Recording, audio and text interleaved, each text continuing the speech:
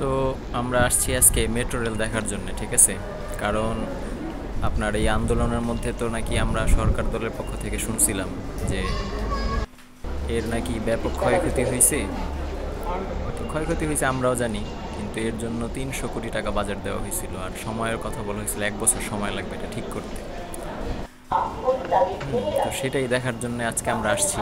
তো আপনারাও দেখেন আমার সাথে যে 300 কোটি টাকা কই লাগলো, আর 1 বছর সময় কিভাবে 20 দিন, হ্যাঁ, মাত্র 20 দিনের মধ্যে 1 বছরের কাজ কিভাবে হইলো, আর 300 কোটি টাকা কই গেল, কোন কোন জায়গায় খরচ হইল দেখি।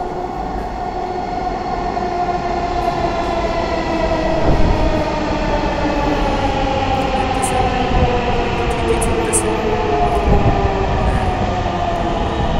তো এর মধ্যে 300 কোটি টাকা খরচ হয়ে গেছে নাকি, যে মেট্রো ঠিক মতো চলতেছে?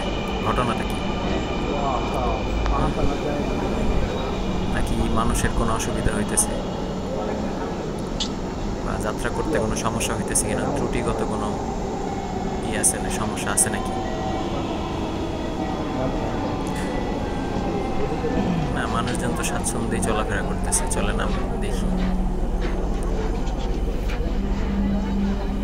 দয়া করে দরজা থেকে ঠিকই তো আছে, সব অ্যানাউন্সমেন্ট ঠিক মতো হইতেছে। Please stand clear of the doors.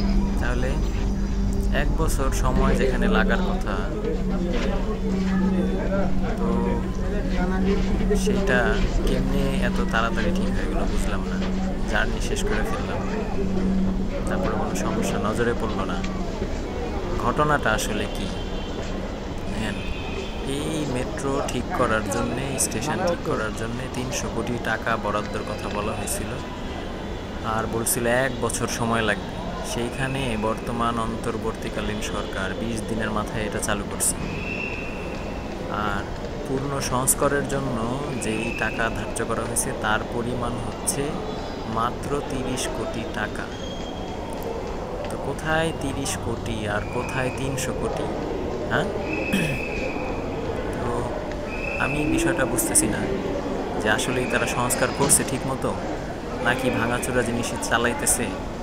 তো আপনাদের নজরে পড়লে আপনারা একটু বললেন। আজকে আমি আইসা ঘুরে গেলাম।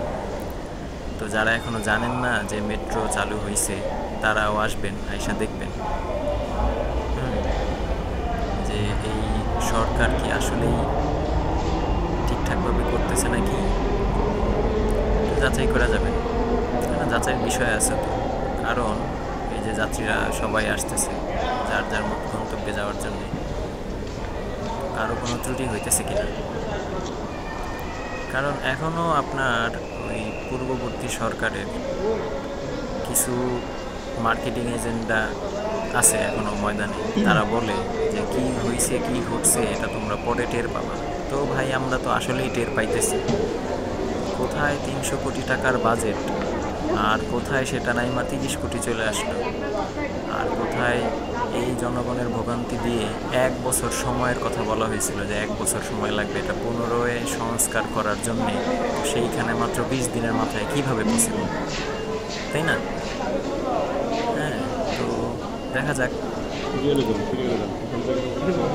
সব কিছুই ঠিকঠাক মতো চলতেছে।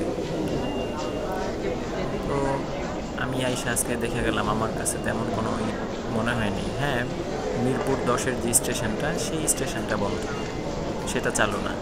সেটা কেন সেটা আমরা সবাই জানি।